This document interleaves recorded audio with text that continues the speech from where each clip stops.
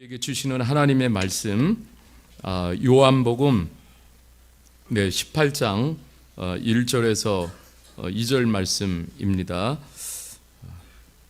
요한복음 18장 1절에서 2절 같이 하나님의 말씀을 우리 다 같이 읽겠습니다. 시작. 예수께서 이 말씀을 하시고 제자들과 함께 기드론 시내 건너편으로 나가시니 그곳에 동산이 있는데 제자들과 함께 들어가시니라. 그곳은 가끔 예수께서 제자들과 모이시는 곳이므로 예수를 파는 유다도 그것을 알더라. 아멘. 네, 오늘 정말 오래간만에 우리 데이비드 선교사님이 우리 공동체에 오셔서 오늘 귀한 말씀을 나눠주시면 기대가 크시죠? 네, 기대가 큰 만큼 하나님께서 이 시간에 충만히 임재해 주실 줄 믿습니다. 우리 선교사님 나오실 때 다 같이 박수로 환영해 드리겠습니다. 네.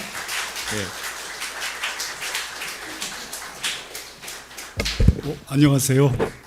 오랜만에 뵙겠습니다. 밍글라바. 그렇게 열심히 미얀마어 했는데 또 몇 년 안 쓰니까 다 잊어버려요. 지속적으로 반복하는 게 중요한 것 같아요.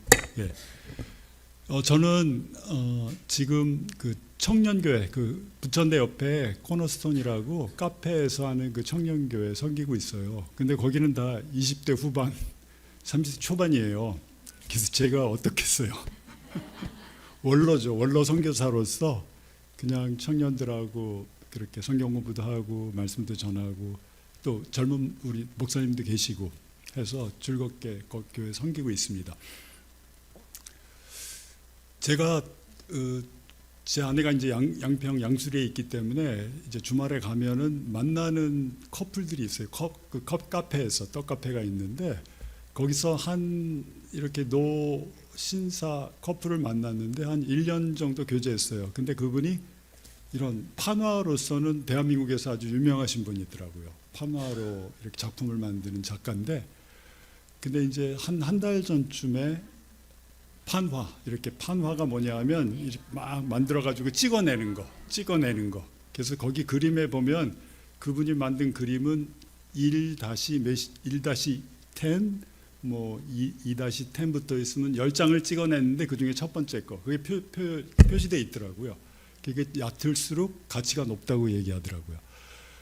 근데 이제 그분한테 성경 공부를 제안을 했어요. 그랬더니 또 흔쾌히 또 허락을 하더라고요. 자기 집에 초대를 했고, 그래서 제가 이제 그분 집에 처음으로 방문하는데 그 성경책은 집에 없으니까 뭐 절에도 다니시고 천주교 와이프는 천주교 나가고 그런 분이신데 이 서점에 가서 성경책을 한 권을 샀어요. 선물로 드리려고. 근데 요즘 서점에 갔더니 이 작은 글자는 없어요. 다 큰 글자 성경이에요. 그러니까 다 우리 세대 분들이 성경을 읽으시는 것 같아요. 젊은 세대는 다 뭐 스마트폰이나 뭐 그렇게 보고요. 그래서 이제 성경을 사서 이제 선물해 드리면서 첫 번째 시간을 마쳤는데 성경을 받으니까 이 성경 어디를 먼저 읽어야 되느냐고, 이제 성경이 66권으로 돼 있다는 얘기도 하고 했더니, 그래서 어디를 읽으라고 할 때 제일 먼저 읽어야 되는 게 요한복음이거든요. 창세기부터 읽으라고 그러면 중간에 딱 포기해버려요. 5장 정도 나가면 끝나요. 거기서 더 이상 못 나가요. 요한복음 먼저 읽으세요라고 말씀드렸어요. 요한복음 읽어야 되는 이유가 뭐냐 하면, 특히 예수님 아직 안 믿는 사람, 예수님 믿고 싶은 사람을 위해서 특별히 복음서가 4개가 있잖아요. 그래서 마태, 마가, 누가는 공간복음이라고 하고 요한복음은 제4복음서라고 얘기해요. 근데 세 복음서는 또 거의 비슷한데 요한복음은 완전히 달라요. 근데 완전히 다른 이유가 요한복음은 예수님이 누구이신지를 너무너무 분명하게 체계적으로 이렇게 요한이 썼어요. 그리고 거기서 또 하나 은혜스러운 건 뭐냐면, 다른 복음서들을 보면은 예수님의 삶을 통해서 예수님이 행하신 일들, 사역들, 사건들, 이런 것들이 순서대로 이렇게 세 복음서가 기록되어 있는데, 요한복음은 예수님이 누구인지, 예수님이 하나님이시다라는 걸 선포하고 들어가고 있고요. 그리고 그 예수님의 삶을 통해서 예수님의 내면이 어떠셨는지, 예수님의 속이 어떠셨는지를 볼 수가 있어요.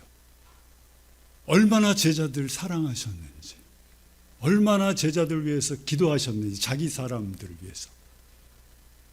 그래서 하여튼 그들에게 할 수 있는, 자기가 이 지상에서 할 수 있는 모든 것을 해주는 예수님의 모습을 볼 수가 있기 때문에 그 복음서를 이미 믿은 우리가 읽어도 예수님이 나를 위해서 이렇게 생각하시고 나를 생각하시고 나를 위해서 기도하고 계시는구나 라는 걸 느끼게 될 때 너무너무 은혜스럽고 감사할 수밖에 없습니다. 그래서 오늘 또 요한복음이에요. 18장 1절 2절인데 18장 1절이 어떻게 시작하죠? 예수께서 이 말씀을 하시고, 근데 이 말씀이 얼마나 되겠어요? 이 말씀이 물론 앞에 거죠. 17장이 될 수도 있고. 근데 이 말씀이요, 이 말씀을 이렇게 보면은 요한복음 13장부터 17장까지예요. 와, 거의 요한복음의 4분의 1 이상을 차지하는 그 말씀을 하시고 이제 나가는 거예요, 18장이. 그러니까 그 옛날에도 그 멜 깁슨이 만든 그 패션 오브 더 크라이스트, 영어도 안 돼요, 이제 한국에 오래 살아서. 그래서 그 영화를 봐도 하루 저녁에 일어난 일이잖아요. 그러니까 13장부터 17장, 18장까지도 바로 하루 저녁에 일어난 일이에요. 그게 이렇게 서술되어 있는 거예요. 그 안에 예수님의 마음이 막 녹아져 있고 예수님의 마음을 표현하는 그런 것들로 가득 차 있는 것을 볼 수가 있습니다. 13장이 어디서 시작하느냐? 마가의 다락방에서 최후의 만찬이라고 우리가 알고 있죠. 6월절 만찬을 제자들과 함께 나누시는 것으로 시작해요. 그러니까 만찬 나누시는데 다음날 십자가에 달리시잖아요, 낮에. 십자가에 달리시는데 그 만찬을 하면서 예수님이 가만히 있으셨겠어요? 제자들하고 뭐 밥만 먹으셨겠어요? 아니에요. 허리에 수건을 두르시고 제자들 발을 일일이 씻기세요. 뭐예요? 사랑의 표현이에요. 내가 너희들 이렇게 사랑한다. 이렇게 사랑하고 이제 이 발이 또 더럽혀질 텐데 내가 닦아줄 거야. 더럽혀질 때마다 닦을 거야. 근데 베드로가 뭐라고 얘기해요? 저는 발 못 닦아요. 저 목욕부터 저 발 못 닦습니다. 그러니까 예수님이 베드로한테 이미 목욕한 자는 더 이상 목욕할 수 없고 발만 닦으면 된다.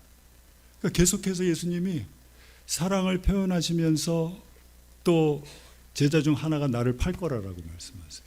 그리고 그 자가 누구냐고 물어보니까 떡을 찍어다 주는 자가 나를 팔자다고 해서 유다한테 떡을 딱 찍어다 줘요. 가룟 유다한테. 근데 가룟 유다가 떡을 받고 마귀가 들어가니까 떠나버려요. 그 유다가 나가자마자 예수님이 그 남은 제자들한테 이제 내가 너희에게 새 계명을 준, 아까 내 집사님이 전 또 그 구절을 꺼내셔서 또 이게 막 너무 막 흥분되더라고요. 새 계명을 주노니 내가 너희를 사랑한 것처럼 너희가 서로 사랑하면 이 세상 사람들이 너희가 내 제자인 줄을 알리라 라고 하면서 새 계명을 그때 줘요. 그러면서 예수님이 자기 떠나겠다라고 말씀하세요. 그러니까 베드로가 있다가 나 예수님 내가 목숨을 내놓고 주님 쫓아가겠다고 막 또 열정적으로 또 나오니까 베드로한테 뭐라고 얘기해요? 오늘 새벽에 닭이 3번 울기 전에 네가 나 부인할 거야. 반역도 일어나죠. 부인도 하죠. 예수님 떠나갈 거라고 얘기하니까 제자들의 마음이 어떻겠어요? 수심과 근심으로 가득 차 있었을 거예요. 그래서 14장 1절은 이렇게 시작합니다. 너희 마음에 근심하지 말아라. 아버지를 믿으니 또 나를 믿으라. 그러면서 저 그 다음 구절이 너무 좋아요. 내가 아버지 집에 거할 곳이 많은데 어디에 천국이에요? 거할 곳이 너무너무 많은데 내가 가서 너희를 위해서 처소를 예배하면 내가 너희에게로 다시 와서 너희를 내게로 영접하여 나 있는 곳에 너희도 있게 하겠다. 얼마나 위로의 말씀이에요. 자기가 떠나가는데 내가 떠나가는 게 아니라 잠시 떠나가지만 다시 오고 그 사이에 너희가 영원히 살 집을 마련해 놓겠다 라고 말씀하신 거예요. 그러니까 근심하지 말라. 이렇게 말씀하시고 이제 그 마가의 다락방에서 그 14장과 13장의 설교를 마치세요. 그래서 14장 마지막 구절이 뭐라고 말씀하냐면 이제 여기를 떠나자라고 얘기해요. 여기가 어디죠? 마가의 다락방 떠나자. 그리고 탁 나왔는데 그때가 6월절이 뭐예요? 보름달이에요. 완전히 둥근 보름달이 막 휘황찬란하게 떠 있어서 다 볼 수 있는데 밤이지만은 그때 나가면서 예루살렘 성을 이렇게 통과해서 목적지가 겟세마네잖아요. 겟세마네로 막 나가면서 중간에 거치는 게 제자들과 함께 가는데 어떤 게 보이겠어요? 아주 엄청난 성전이 보이는 거예요. 그 성전의 문이 막 이렇게 돼 있는데 문 주위를 뭐가 수놓고 있냐 하면 포도나무가 수놓고 있어요. 포도나무가 수놓고 있고 열매들이 막 이렇게 주렁주렁 달려있는 그 앞을 그 보름달 달밤에 지나가면서 제자들한테 15장 1절에 또 어나더 설교가 시작이 됩니다. 예수님 뭐라고 말씀하세요? 나는 참 포도나무니. 그러면 뭐예요? 이스라엘을 상징하는 게 나무가 세 가지가 있죠.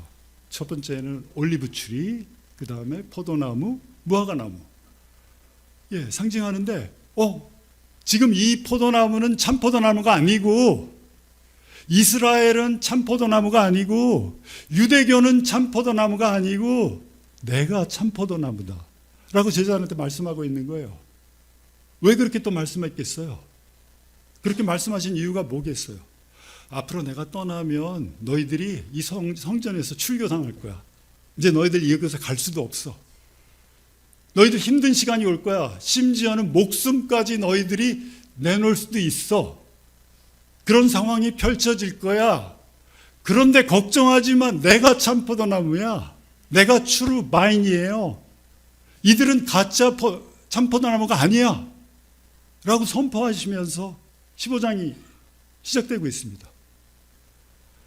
그러면서 15장을 지나서 16장에 가서는 또 예수님의 마음이 나와 있는데, 물론 14장에서도 보혜사 성령님 얘기가 나오지만 내가 가면은 너희 과와 같이 내버려 두지 않고 나와 같은 보혜사, 보살피고 은혜를 주시는 분이 너희와 함께 있을 거야. 아버지가 보내주셔서 너희와 함께 있을 테니까 그 사람, 그 보혜사가 오시면 너희에게 내가 말한 것 가르쳐주고 모든 진리 가운데로 너희를 인도할 거야. 그러니까 막 예수님 떠나시면서 하나하나 다 해놓으시는 거예요. 근데 여기가 끝이 아니에요. 17장. 17장은 뭐냐면요, 대제사장으로서 제자들을 위한 간절한 기도문이 17장 전체에 들어있어요. 뭐예요? 그러면 마지막으로 이제 자기 겟세마네에서 잡혀가는데 이제 못 볼 때고 십자가에서 죽으실 텐데, 아버지를 위해서 아버지에게 제자들을 위해서 자기가 드릴 수 있는 가장 최선의 기도를 드리고 계시는 것을 볼 수가 있습니다. 그러니까 우리도 이 삶이 어렵고 힘들고 내가 낙담하고 좌절되고 정말 소망이 없는 것 같고 할 때, 여러분들 성경에서 한 장을 읽으라면 어떤 장을 읽어야겠어요? 요한복음 17장을 읽으셔야 돼요. 그럼 새롭게 돼요. 와, 예수님이 지금도 이렇게 나를 위해서 기도하고 계시는구나. 예수님이 이렇게 기도하셨구나.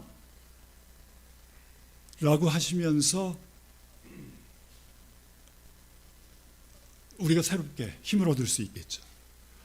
자, 그러고 나서 예수께서 이 말씀을 하시고가 이제 시작이 되는 거예요. 몇 시간 동안 있었던 그 예수님의 아주 특별한 자기 사랑하는 제자들을 위한 강연과 가르침, 이 말씀을 하시고 나서 제자들과 함께 기드론 시내 건너편으로 나가시니, 기드론 시내가 예루살렘 동쪽으로 흐르고요, 동문을 통해서 나가면 기드론 시내를 건너갈 수 있고, 건너면 그 기드론 시내를 건너가면 어디하고 연결되냐면 감람산하고 연결이 돼요. 올리브산하고. 성지순례 안 갔다 오셔도요, 요즘 유튜브 가서 성지순례 딱 치면 그냥 한 달 내로 모든 걸 다 볼 수가 있어요. 눈으로. 그냥 갔다 온 것보다 훨씬 더 설명 잘 듣고, 요즘 가실 필요 없어요. 그냥 뭐 기드론 신에 딱 쳐보세요. 유튜브에. 거기 뭐 신학자부터 뭐 누구 교수, 히브리대 교수 막 뭐 다 설명해줘요. 어떤지를. 근데 기드론의 문자적 의미가 뭐냐면 침침한, 흐릿한, 그리고 머디, 끈적끈적한 이 뜻이에요. 기드론이 왜? 그러니까 기드론이 그런 의미예요. 왜 그렇겠어요? 6월절에 모든 이스라엘 전체 사람들이 다 올라오잖아요. 제사드리러. 그러면 그들이 그냥 맨손으로 오겠어요? 어린 양 제물들 바쳐요. 그래서 그 유대인의 역사학자 요세푸스라는 사람에 의하면 그렇게 절기 때마다 특별히 6월절에 드려지는 양의 숫자가 대략 25만 마리. 엄청나게 드려지는 거예요. 다 죽이는 거예요. 슬레인하는 거예요. 도살하는 거예요. 피를 다 뿌리는 거예요. 그 도살한 25만 마리의 피가 어디로 흘러가겠어요? 기드론으로 흘러가요. 그럼 기드론 시내가 어떻게 되겠습니까? 끈적끈적해요. 머디해져요. 흐릿흐릿해져요. 깨끗하지 않아요. 그 시내를 건너가는 예수님의 발걸음이 어떻게 져요? 세상의 모든 죄를 지고 가는 어린 양이신 예수님이 앞으로 12시간 아니면 뭐 10시간 내로 십자가에 달리셔서 자기의 피를 흘리실 것을 아는 분이 기드론 시내를 건너갈 때 그 발걸음이 어떻게 졌어요?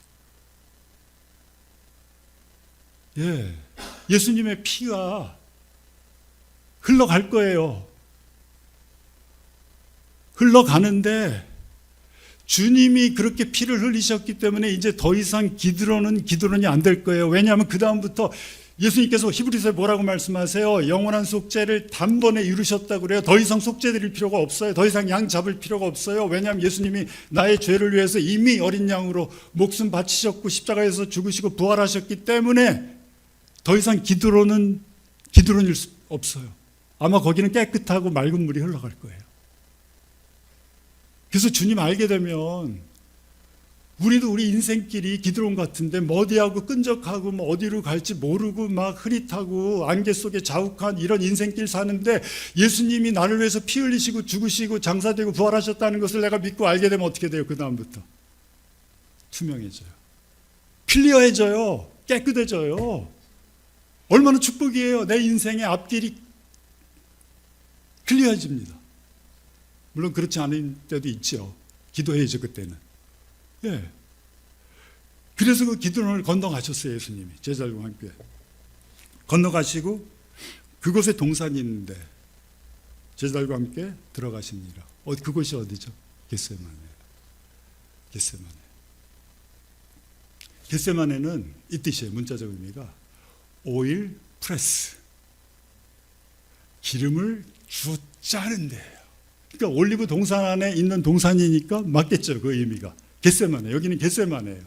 한번 보여줄까요? 옛날에 올리브 오일 어떻게 짰는지. 이 사진 보세요. 이게 그냥 봐도 어떻게 짰는지 아시겠죠? 올리브를요, 수확하면은 올리브가 금방 딴 거는 아리어서 못 먹어요. 우리가 먹는 올리브는 이미 다 숙성하고 이렇게 제조 과정을 거치면서 맛있게 만든 거예요. 막 아려가지고 뱉어낼 수밖에 없는데 그 올리브를 따서 어느 시간이 경과되면서 숙성시킨 후에는 돌 절구에 놓고 짓이겨요. 다 이겨요.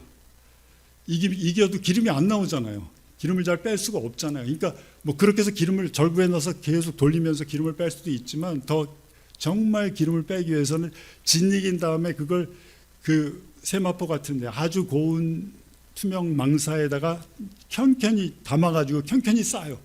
그래서 저렇게 올린 다음에요, 저걸 위에다 놓고 이제 지그시 누르는 거예요. 하루 돌리고 그 다음날 와서 또 한 번 내려갔으면 또 한 번 돌리고 그 다음날 또 돌리고 또 돌리고 이렇게 하면서 계속해서 오일을 짜기 위해서 오일 프레스를 하는 거예요. 그 의미예요, 겟세마네가. 그러니까 만약에 하나님께서 우리도 내가 좀 깨져야 되잖아요. 깨질 부분 많죠. 예? 처음부터 뭐 완전하겠어요? 아니, 처음엔 너무 육적이에요. 예수 믿고 좋지만 아직 저도 그거 다 경험했어요. 제가 예수님 38년 전에 믿었는데 저는 결혼이라는 겟세마네를 통해서 엄청나게 하나님이 그냥 짓누르시고 깨셨어요. 빠져나갈 수 없잖아요. 빠져나가면 겟세마네가 안 되는 거예요. 저기서 튀어나와 봐요. 무슨 뭐 기름이 짜지겠어요? 안 짜져요. 저기 버틸 수밖에 없어요. 버틸 수밖에 없으니까 이혼이 없는 거예요. 예수 믿은 사람들은. 이혼 생각하지 마세요. 이혼이란 단어가 없어요. 이혼이란 단어가 생각할 때 이건 사탄이 나한테 주는 거예요. 예, 사탄은 관계를 깨는 거잖아요. 그러니까 그 겟세마네가 하나님이 내가 예수 그리스도를 믿고 순례의 여정을 시작하는 그 순간부터 나는 어디를 걸어가는 거예요? 겟세마네를 내가 느끼나 느끼지 못하나 통과하고 있는 거예요. 걸어가고 있는 거예요. 나를 깨는 거예요. 근데 하나님이 워낙 젠틀맨이셔서 그렇게 무지막지하게 안 깨요. 내 주위에 있는 사람들을 무지막지하게 깨려고 그러죠. 근데 예수님은 안 그러세요. 지그시 누르세요. 지그시. 지그시. 내가 좀 멀리 가면 좀 힘껏 당기시고, 또 내가 실수해서 내 잘못 결정해서 불순종해가지고 멀리 가 있으면 어떻게 하세요? 데리고 오세요. 데리고 오시는데 어떻게 하세요? 그 결과를 나한테 꼭 책임지게 하세요. 네 실수로 이렇게 네 인생이 꼬였고, 네 실수로 너의 불순종으로 말미암아 네가 이렇게 힘들다는 것을 아주 실감나게 체험하게 해줌으로써 이제 안 하게, 실수를 덜 하게, 그렇게 해서 계속 인도하시는 거예요.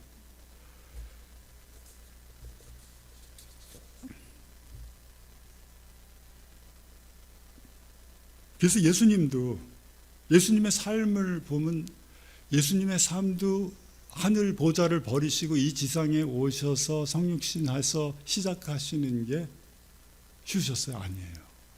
힘드셨어요. 특별히 마지막 공생의 3년이 어떠셨을 것 같아요? 예, 너무너무 힘드셨을 거예요. 끝까지 유대인들은 쫓아다니면서 괴롭히죠. 끝까지 무슨 얘기 하나 들어서 꼬투리 잡으려고 하죠. 신성모독죄라고 고소하죠.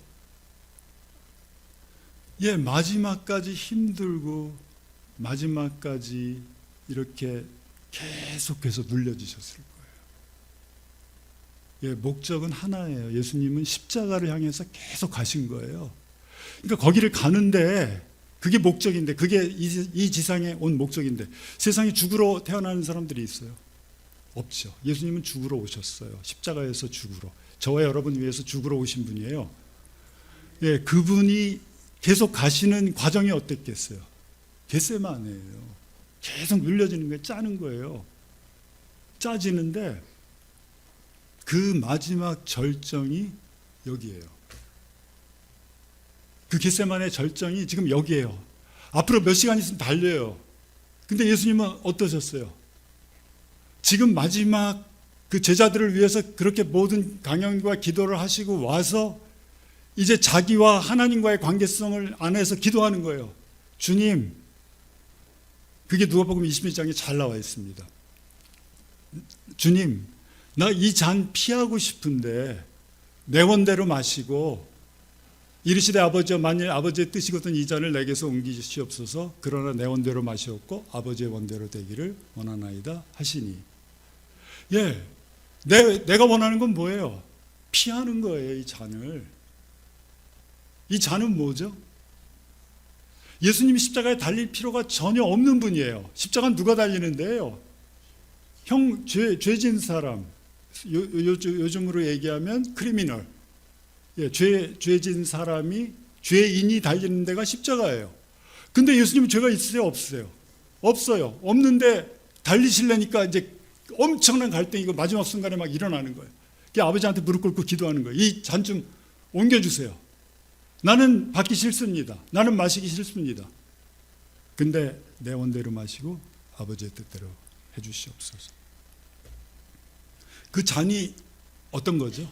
예수님의 잔은 어때요? 깨끗하고 순결하고 거룩했을 거예요. 죄가 하나도 없었어요. 그런데 그 속에 십자가에서 우리의 모든 죄, 인류의 모든 죄가 들어가는 순간에 완전히 더럽혀졌어요. 죄악으로 충만했어요. 흘러넘쳤어요. 그러니까 죄악에 대한 하나님 아버지의 첫 번째 반응이 뭐냐 하면 진노라고 제가 오래전에 말씀드렸어요. 진노에 하나님의 진노가 퍼부어지는 거예요. 누구한테? 자기 사랑하는 아들한테. 왜? 나의 죄 때문에. 예수님의 아들의 죄가 아니라. 그렇지만 그게 이제 내적인 잔의 내적인 잔이었고, 외적인 잔은 뭐예요? 육체 심플리 창에 찔시고 채찍 맞으시고 육체적인 죽음이에요. 얼마나 힘드셨겠어요. 어떤 사람은 예수님이 하나님이시니까 힘들지 않으셨을 겁니다라고. 노 그거 아니에요. 예수님은 자기의 고통, 자기 육신으로 겪을 모든 고통을 다 우리가 겪는 고통을 겪으신 분이에요. 다 인내하시고 참으신 거예요. 성경에 보면은 또 다른 동산이 하나 나옵니다. 그 동산이 창세기에 나와요. 에덴 동산이에요. 에덴 동산에 보면은 하나님께서 사람 만드시고 아담한테 말씀하십니다. 너 이 모든 실과는, 모든 나무의 열매는 네 마음대로 먹어. 다 네 거야. 네가 자유로워. 근데 단 한 가지 하지 말을 게 있는데, 그게 뭐냐면 선악을 알게 하는 나무의 열매는 먹지 마. 먹는 날에 죽어. 이렇게 명령하지 않아요. 먹는 날에 반드시 죽어. 반드시 죽으리라 라고 명령하셨어요. 근데 그 첫 번째 동산에 있던 첫 번째 아담은 사탄의 유혹에 하와가 속고 또 같이 속아 넘어가서 하나님 말씀에 불순종하게 돼요. 그런데 두 번째 아담, 마지막 아담, 예수님은 정말 피하고 싶은데 아버지의 뜻에 자기를 맞춰서 순종하기 위해서 기도하시는 거예요. 순종하기 위해서. 그래서 22장 44절에 보면 이렇게 말씀합니다. 한번 같이 읽겠습니다. 시작. 예수께서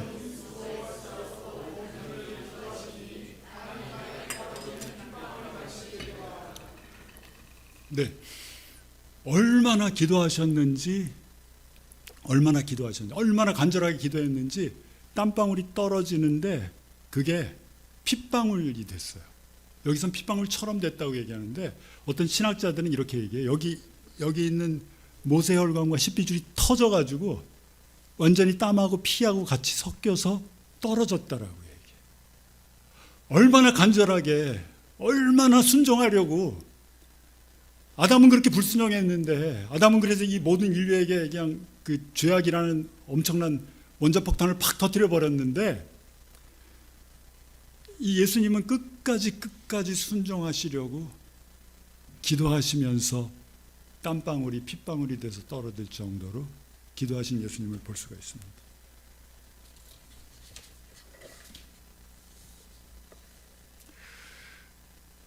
그래서 예수님이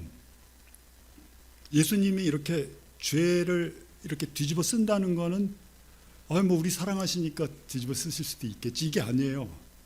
그냥 이렇게 우리를 구원하러 오셨으니까 우리 죄 다 담당하셨겠지라고 편안하게 생각하시면 안 돼요. 은혜가 떨어져요. 그러면 어떻게 생각하셔야 되냐면, 그 고린도후서 5장 21절에 보면 죄를 알지도 못하는 자를 우리를 대신해서 죄를 삼으셨다고 그랬어요. 거기서 죄를 알지도 못하는 건 뭐죠?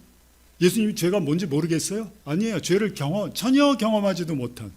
우린 그냥 죄 먹고 살아요. 오늘 아침에도 죄 짓고요. 또 저녁에도 죄 질 거예요. 그게 나의 현실이에요. 근데 예수님이 우리를 언컨디셔널리 조건 없이 사랑해 주시니까 내가 여기 와서 앉아 있을 수 있는 거예요. 내가 잘해서 하는 거 없어요.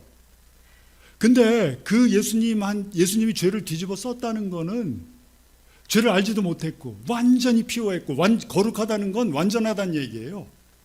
우리는 거룩하지가 않아요. 우리는 거룩을 향해서 이렇게 나가고 있어요. 근데 예수님이 거룩하시다는 건 완전하다는 얘기예요. 죄가 없으시고요. 완전히 이렇게 세퍼레이트 되어 있고 완전히 다르시다는 얘기예요. 그 분이 죄가 들어온다는 건요, 상상할 수가 없어요. 왜냐하면 물론 하나님의 진노가 퍼부어지실 것이고, 또 두 번째는요, 죄가 들어오는 순간에 하나님하고 영원 전부터 누렸던 삼위일체, 하나님은 사랑이시다니까 혼자는 사랑할 수 없잖아요. 삼위가 세 하나님이 서로 아들 하나님, 성령 하나님, 아들 하나님이, 아버지 하나님이 서로 사랑하시는 관계성이 영원 전부터 지속돼 왔는데 십자가에서 예수님의 죄가, 저와 여러분의 죄가 예수님에게 전이되는 순간에 그 관계가 깨져요. 그게 너무 고통스러운 거예요, 예수님은. 그래서 부르짖잖아요. 아버지요, 아버지요, 왜 나를 버리셨나이까? 버림받게 돼요. 나의 죄 때문에, 여러분의 죄 때문에. 그러니까 너무나 고통스러운 거예요. 이거는 이루 말할 수, 육체적인 고통보다도 아마 이 영적인 고통이요 훨씬 더 컸을 수도 있습니다.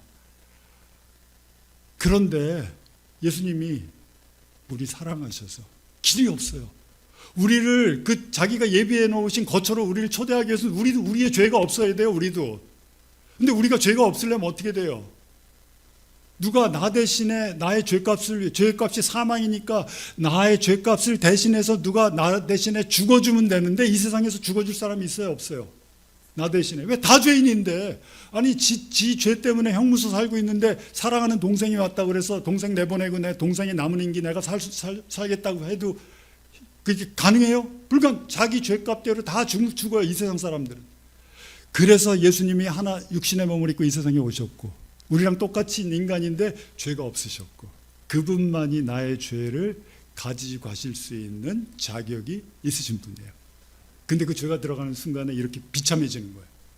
완전히 벌레가 되는 거예요. 시편 22편에 보면 내가 사람이 아니라 벌레라고 말씀하세요. 얼마나 버림당하고 얼마나 모욕적이고 치욕적이고 수치스러웠는지. 근데 끝까지 참으셨어요. 이제 자기 뜻을 순종함으로 내려놨어요. 그래서 예수님은 십자가에서 돌아가시지 않았어요. 겟세마네에서 돌아가셨어요. 십자가는 육체적인 죽음이에요. 이미 결정하셨어요. 겟세마네에서. 완전히 나 이제 다 내려놓습니다. 다 아버지의 뜻에 순종하겠습니다 라고 하면서 그 겟세마네를, 마지막 겟세마네를 마치시는 예수님의 모습을 볼 수가 있습니다. 우리도 겟세마네, 내가 예수님 믿는 순간에 겟세마네가 이렇게 진행되고 있어요. 내가 모를 수도 있고 알 수도 있고. 그런데 그 겟세마네를 통과하는 그 과정 중에 뭐 여러 가지 이유가 있겠죠. 나에게는 여지껏 있지 않은 건데 그냥 내 멋대로 살아왔는데, 내 마음대로 살아왔는데, 시간 있으면 내가 즐기고 내 돈 내가 쓰고 뭐 마음대로 살아왔는데 갑자기 하나님의 뜻이, 하나님의 말씀이 내 인생 가운데 오니까 어떻게 돼요? 갈등이 돼요. 이거 어떡하지? 하나님의 뜻대로 살아야 되는데 라고 순종하면서 그때부터 이제 갈등이 생기고 힘들어지고 어려워지고, 하지만 예수님이 말씀하신 대로 도와주시고 옆에서 기도해 주시고 이기게 해주시고 승리하게 해주시고 우리를 그렇게 이끌어 주시는 것을 우리 신앙 여정을 통해서 경험할 수가 있는 거예요. 그래서 지금도 혹시 여러분 중에 겟세마네 통과하고 계신 분이 있을 거예요. 재정적으로 어려우신 분들, 어떻게 하나님 뜻대로 살려고 하는데 주일 성수도 하고 뭐 식당 하는 사람도 술도 안 팔고, 근데 점점 어려워지는 거예요. 이게 좀 축복해 주시면 좋은데, 예, 어려워지잖아요. 막 겟세마네 하나님 뜻 순종하기 위해서, 따라가기 위해서 내가 고통당하고 있잖아요. 주여 짝힘을 당하는 거잖아요. 관계적으로 어려우세요? 저 남편 그냥 내가 예수만 안 믿었으면 그냥 벌써 지금 끝냈을 텐데 하나님 말씀 때문에 내가 좀 참고 있는 거야. 겟세마네예요. 예, 벌써 끝냈어야 되는데 아주 그냥. 그래서 이혼이 없는 거예요. 우리는 겟세마네예요. 결혼 자체가 그래서 어떤 사람이, 여기서 전 청년들한테 이렇게 얘기해요. 결혼을 어떻게 정의하세요? 물어봐요. 젊은 청년들. 요즘 뭐 30대 초반도 빨리 시집가는 거더라고요. 그래서 결혼 어떻게 정의하세요? 물어보면 전 심플해요. 그냥 두 사람 믹서기에 놓고 하나님이 브랜더에 놓고 온 스위치 누르는 게 결혼이라고. 거기서 완전히 갈리는 거라고. 근데 튀어나가면 안 갈린다고. 그게 아파가지고 싫어가지고 나 갈리는 거 아파. 왜 이래 이러면서 튀어나가 버리면, 이혼해 버리면 그대로 있는 거예요, 나는. 그럼 또 다른 사람하고 만나서 결혼하면 어떻게 되겠어요? 또 똑같은 거 반복되는 거예요. 예. 그래서 계속해서 결혼했다 이혼했다 결혼했다 이혼했다 반복할 수밖에 없는 거예요. 여러분 너무 여기 우리 저 미얀마 청년들 많은데 너무 데이트하는데 관심 갖지 마세요. 데이트도요, 내가 가장 큰 축복이 뭔지 아세요? 진짜 하나님이 정해주신 나의 결혼 상대하고 만나서 사랑에 빠지고 데이트하고 사랑에 빠지고 해서 결혼까지 꼴이 나는 게 가장 큰 축복이에요. 근데 그렇게 안 만나고 내 육이 원하는 거, 예뻐, 멋있어, 잘생겼어, 이러면서 육에 끌려가지고 하나님의 뜻 버리고 내 육신의 뜻을 쫓아가면 어떻게 돼요? 사랑에 빠지고 관계 맺고 막 이러다가 나중에 어떻게 돼요? 관계 깨지잖아요. 서로 상처받고 서로 막 나쁘다고 막 그러고 너 때문에 이랬다고 그러고 얼마나 손해예요. 시간 낭비, 돈 낭비, 예? 모든 게 손해예요. 그냥 너무 데이트하려고 그러지 마세요. 그냥 데이트하는 사람들 결혼까지 안 갈 거면 치근하게 여겨. 찌찌찌. 쟤네들 참 불쌍하다 이렇게 여기세요. 그게 되게 말이, 예. 왠지 아세요? 하나님이 내가 내 파트너 구하면요, 제가 이 얘기 재밌는 얘기인데 해드릴게요. 아담이 만약에 이게 놀라운 진리예요. 똑바로 싱글들 알아들으세요. 아담이 에덴 동산에서 자기 파트너 구했으면 누구 구했을 것 같아요? 미세스 몽키, 미세스 타이거. 아니 자기 눈에 보이는 건 다 동물이었어요.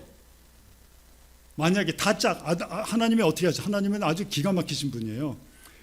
아담이 그땐 싱글이었어요. 이제 하와가 태어나기 전이에요. 그러니까 아담 딱 세워놓고 어떻게 하셨어요? 동물들 다 짝짝이 쌍쌍이 지나가게 해요. 그러면서 이름 붙이라고 그래요. 근데 아담은 그때 엄청난 능력이 있었잖아요. 이름 다 붙였어요. 근데 딱 보니까 다 쌍인데 자기 혼자 싱글이야. 그러니까 이제 필요를 느끼게 해주시는 거예요. 하나님이 그런 세팅을 다 만드셔가지고. 그리고 어떻게 하셨어요? 네가 가서 구할래? 라고 했으면 어떻게 됐어요? 미세스 몽키 구하는 거예요. 근데 하나님이 그 다음 방법이 뭐예요? 난 이게 너무 멋있어요. 아담 잠들게 하셨어요. 잠들게 하시고 옆에서 하나 촥 뽑아서 하와 만드셨어. 그리고 아담 앞에 탁 데려가셨어. 내 뼈 중에 뼈요, 살 중에 살이요. 무슨 얘기죠?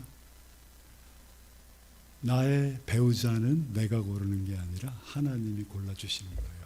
그때까지 기다리셔야 돼요. 그럼 나는 어떻게 해요? 가만히 교회만 나와서 예배만 드리는 얘기예요? 오늘 같은 날 나가서 막 데이트도 하고 막 이래야 결혼하는 거 아니에요? 예, 아니에요. 여기 나와서 예배 드리고 하나님 앞에 기도하면, 하나님 나 이제 결혼할 때가 됐으니까 내 배우자 만나게 해주세요라고 하나님한테 기도하면 어느 순간에 하나님이 다단하고 데려오세요. 사랑에 빠지고 결혼하면 되는 거예요. 아니 이렇게 심플한데 왜 복잡하게 사세요? 이 진리예요. 어떻든 하여튼 겟세마네 혼인하는 잘못 선택하면 하여튼 심각하게 겟세마네 아주 그냥 경험합니다. 그러니까 자, 그러면 이제 마지막으로 제가 그 겟세마네가 나한테 의미하는 건 뭔지 세 가지만 간단하게 이제 살펴보고 마치겠습니다. 겟세마네는 나의 뜻과 하나님의 뜻이 부딪히는 곳이에요. 그렇잖아요. 내 뜻이 있고 하나님의 뜻이 아주 그것도 강하게 충돌해요. 여러분 우리가 이렇게 순종 잘하는 사람들이 아니에요. 겉으로는 목사님 하라 그러면 잘하죠. 근데 속으로는 억지로 하는 것도 있고요. 순종 안 잘해요. 그냥 멋있는 크리스찬으로 보이려고 하는 것도 있고요. 인정받으려고 하는 것도 있고요. 그래요. 순종하기 싫어요. 내 뜻대로 하기 원해요, 우리는. 근데 겟세마네는 뭐냐면 하나님의 뜻을 알고 나니까 어떻게 돼요? 부딪혀요. 계속 육과 영이 부딪히는 거예요. 그렇지만 거기서 막 기도하면서 아버지의 뜻대로 하기로 결정하는 곳이 겟세마네예요. 그래서 사람들이 하나님의 뜻이 뭐냐고 물으러 와요. 뭐 상담도 하고 뭐 하나님의 뜻을 알고 싶다고 이렇게 물어오면은 진짜 10 중에 한 8, 9은 하나님 뜻 몰라서 오는 게 아니에요. 자기 뜻이 있는데 그 뜻이 하나님의 뜻이라고 좀 컨펌 좀 해주실래요? 라고 오는 거예요. 아이, 속이 다 그래요, 사람들이. 진짜 순수하게 하나님의 뜻 알려고 오지 않아요. 다 계획 딱 세워놓고 뭐 자기 할 일 딱 있고, 예, 그렇게 와서 그거 좀 확인 좀 시켜주십시오라고 와요. 예, 아니 저 진짜예요. 그렇게들 와요. 그게 나예요. 또 내가 그래요. 그러니까 이제 거기서 부딪히는 거예요. 내가 진짜 하나님 뜻 알고 싶으면, 하나님 뜻에 순종하고 싶으면 기도 시작해야 되고 금식해야 되고, 그리고 계속 진이겨져야 돼요. 계속 이겨지는 거예요. 그러면서 하나님의 뜻을 알 수 있게, 쉽게 하나님 뜻 아는 거 아니에요. 그리고 순종할 수 있는 사람으로 내 내면이 변하는 거예요.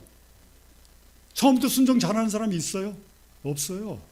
뭐 연애할 땐 와이프한테 그래, 당신이 원하는 대로 다 할 거야 이러죠. 결혼만 해봐요. 언제 그런 얘기 했냐는 둥 그냥 자기가 왕 보좌에 앉아서 이거 해라 저거 해라 막 시키죠. 그 남자예요. 남자분들 그 속성이 있어요 다. 예. 그래서 부딪히는 곳이 겟세마네고, 그다음 두 번째로는 겟세마네는 내 자신이 부인되고 내가 죽는 곳이에요. 거기서 계속해서 진이겨지면 어떻게 돼요? 내가 부인돼요. 이게 내 뜻이 없어지는 거예요. 점점 이제 뒤로 가는 거예요. 우선순위에서 뒤로 가면서 결국은 내가 죽는 거예요. 예수님께서 누가복음 9장 23절 한번 같이 읽겠습니다. 시작.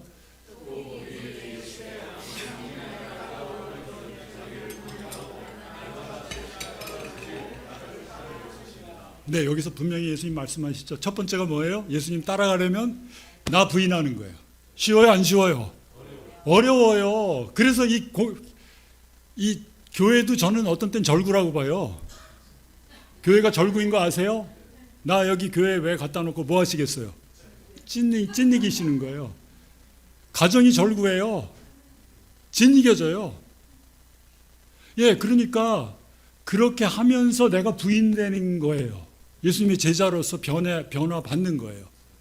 예수님 쫓아가려면 난 그래도 십자가부터 질 거야 뭐 이러면 안 돼요. 순서가 안 맞아요. 그 십자가는 그냥 자기 십자가예요. 예? 예수님이 맡겨주신 십자가 아니고, 그러니까 첫 번째는 뭐예요? 자기가 부인돼야 돼요. 그리고 나한테 맡겨주신 십자가가 있어요. 그게 져야 돼요. 그게 뭐 비즈니스든 직장인 생활을 하는 거든 아니면 그냥 남편이든 아내든 자식이든 내가 질 수밖에 없는 그거 지고 가는 거예요. 근데 자기가 부인되지 않은 거에 얼마나 행복하지 않겠어요. 완전히 부인돼 보세요. 완전히 진이겨 짜 보세요. 아, 그래 이제 난 없어. 이러고 나가 보세요. 얼마나 행복하겠어요. 예, 발걸음이 좀 가볍죠. 마음대로 해 그래. 나 이제 난 당신한테 순종하기로 결정했어. 이러고 남편들이 나가면 와이프가 너무 잘해줘요. 괜히 나한테 순종해 이러면 이제 그때부터 이제 부딪힘이 시작되고요. 어떻든 그렇게 해서 자기가 부인되고 자기가 죽는 곳이 겟세마네고, 그리고 그 과정을 거쳐서 마지막 세 번째가 뭐냐면 그 진이기는 과정을 거쳐서 나한테서 아주 값비싼 올리브유가 나와요. 이거는 값으로 살 수 없는 거예요. 예. 진이어지니까 어떻게 돼요? 짜지니까 올리브유가 나오게 돼 있어요. 기름이 나와요. 기름이 나오면 어떻겠어요? 껄끄러웠던 관계들이요, 윤활유가 들어가면 어떻게 돼요? 완전 부드러워져요. 완전히 좋아져요. 그리고 기름이 나오면 기름이 치료예요. 그 사마리아 강도 만난 사마리아인이 어떻게 했어요? 그 강도 만난 자에게 포도주와 기름을 붓고 상처를 싸맸다고 그랬어요. 기름은 힐링하는 그런 역사가 있어요. 나라는 사람, 진이겨진 나라는 사람을 통해서 힐링이 일어나요. 정말 고통스러운 결혼 생활을 경험하고 참고 인내하고 버티고 그래서 남편이 변한 그런 가정을 통해서 또 다른 가정이 치유받아요. 그건 뭐 치유받은 사람이, 경험한 사람이 최고예요. 최고의 카운슬러예요. 예. 그리고 또 회복이 일어나잖아요. 치유와 회복이 일어나게 돼 있어요. 온전해져요. 성해져요. 기름이 임하면. 그리고요, 기름이 임하면 어떻게 되냐면, 옛날에 유대인들은 양 치는 목자들이 여름에 뭐가 많이 붙어요. 그 밤에 날파리들 막 이런 것들, 해충들이 막 오면 기름 발랐어요. 기름 바르면 어떻게 돼요? 해충들의 공격으로부터 양을 보호할 수가 있어요. 기름이 임하면 내가 이 세상의 신, 사탄, 나를 공격하는 그런 사람들로부터 내가 보호받아요. 기름막이 형성돼 가지고 기름이 임하면, 그리고 마지막으로 기름이 임하면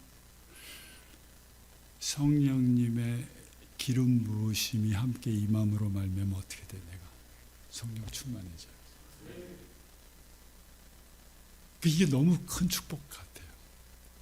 지금 우리가, 여러분이나 저도 뭐 겟세마네 통과하고 있어요. 저도 괜히 빵집 해가지고 지금 아주 고생을 많이 하고 있어요. 괜히 카레집 할 거를, 죄송합니다. 여기 처음 계시는 분들. 네, 카레집 하면 좋았을 텐데, 오늘 제가 빵 가져왔거든요. 조금 어제 남은 거. 고생해요. 내 뜻대로 하면. 좀 천천히 가면 되는데 허둥지둥 그냥 다른 사람 얘기 듣고 막 결정해버리면 진짜 고생해요. 힘들어요. 그러니까 우리가 하나님 앞에서 무릎 꿇고 기도하면서, 하나님, 내가 지금 여기 통과해야 되는데, 이 관계 힘든데, 이 재정적으로 힘든데, 이 직장 이게 어려운데, 지금 이 사람들과의 관계도 어려운데, 하나님, 제가 이거 주님의 뜻에 순종하겠습니다. 여기서 주님이 원하시는 대로, 내가 원하는 게 아니라 주님이 원하시는 대로 하겠습니다 라고 주님 앞에 무릎 꿇고 기도하게 되면 어떻게 돼요? 기름 나와요. 그럼 그 다음부터 마구 이렇게 참 아름다워지는 거예요. 저는요, 성령님 기름 부으심이 나타나는 게요, 너무 아름다워요. 예. 근데 그 쉽게 되는 게 아니라고요. 시간이 필요하다고요. 예. 그래서 저도 이제 마지막으로 격려해 드릴게요. 어떤 상황이 있어요? 나의 겟세마네를 지금 내가 지나가고 있어요? 염려하지 마시고 근심하지 마세요. 하나님 앞에 무릎 꿇고 기도하세요. 기도하세요. 저는 이 실로암 교회가 좋은 환경을 갖고 있어요. 내가 원하면 말씀 공부할 수 있고, 기도할 수 있고, 찬양할 수 있고, 소그룹 할 수 있고, 다 있어요. 근데 내가 거기 자꾸 굽히고 순종해야 돼요. 안 그러고 내가 육이 원하는 거 쫓아가 봐. 오늘은 이 드라마 봐야 돼. 뭐 요즘 달빛의 요정인가? 아니 뭐 저는 플레인 하니까 거기 아줌마들이 떠드는 얘기가 제 귀에 다 들어와요. 무슨 이 아줌마들이 무슨 대화를 하고 있니? 달빛의 여왕? 그 드라마 본 얘기 막 하더라고요. 그러면서 막 이거 봐야 되는데 나 교회 가기 싫어 이러고 육을 쫓아가지 마시라고요. 육을 쳐서 하나님이 허락하신 이 환경에 복종하세요. 예? 하나님 순종하세요. 예. 그렇게 될 때 여러분, 제가 이제 지금 2년 만에 왔나 3년 만에 왔나, 기름 부으심이 보이네요. 이러는 분들도 변할 거예요. 오늘도 제가 기름 부으심 봤어요. 변한 분들. 예. 있어요. 나타나게 돼 있어요. 뭐 화장품 발라서 번쩍이는 게 아니고 정말로 기름 부으심이 임해서 예수님의 향기가 나고 예수님의 그런 영광이 드러나고 그 예수님의 그 마음이 막 이렇게 쏟아지는 그런 사람들로 저와 여러분이 변하기를 간절히 축원합니다. 네, 같이 기도하시겠습니다. 아버지, 정말 오늘 요한복음 말씀 통해서 예수님이 제자들을 얼마나 사랑하셨는지, 얼마나 정말 위로해주고 싶으셨는지, 그 상황 가운데 제자들의 마음속에 일어나는 모든 것들 생각하시면서 일일이 하나하나 다 꼼꼼하게 말씀으로, 약속으로 위로해 주시는 예수님의 그 모습을 봤습니다. 아버지, 저희들도 지금 모든 게 힘든 때 살고 있습니다. 쉽지 않습니다. 이 세상이 영적으로는 마지막 때 크리스찬들이고 또 세상적으로 보면은 모든 게 지금 어렵습니다. 상황이 힘든 상황 가운데 주님 따라가느라고 정말 쉽지 않습니다. 아버지, 그렇지만 끝까지 따라가게 저희들 격려해 주십시오. 위로해 주십시오. 또 정말 주님이 약속하신 것대로 필요를 꼭 채워 주십시오. 예, 부족하지 않게 채워 주시고 또 치료해 주시고 빛을 비춰 주시고 우리도 주님의 빛을 비추는 또 주님의 기름으로 기름 부으심 받는 아버지 그런 크리스찬들로 이렇게 변화해 나가는 그런 아주 아름다운 순례의 여정이 이 공동체를 통해서 계속해서 함께 일어나고 걸어가기를 기도합니다. 감사합니다. 이렇게 함께 예배드릴 수 있고 말씀 가운데 교제할 수 있게 해주신 은혜로운 주님의 손길에 감사드리며 우리 주 예수님의 이름으로 기도드립니다. 아멘.